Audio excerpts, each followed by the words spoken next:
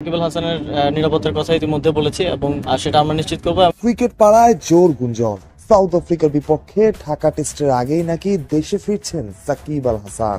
সেটা হলে বদলে যেতে পারে সব হিসেব নিকেশ। প্রথম প্রশ্নই নিরাপত্তা। ক্রিকেট বোর্ডের কাছে সাকিব যে নিরাপত্তা চেয়েছেন তা পাওয়া নিয়ে জোর শঙ্কা। এমনকি ক্রিকেট বোর্ডও জানিয়ে দিয়েছিল নিজেদের অপারগতা, কিন্তু সাকিব বলেই হয়তো হিসেবটা আলাদা। ক্রিকেট বোর্ডের অপারগতা প্রকাশ কিংবা জনতার ক্ষোভ রায়ের কিছুটা হলেও নিয়ে গেছে সাকিবের পক্ষে।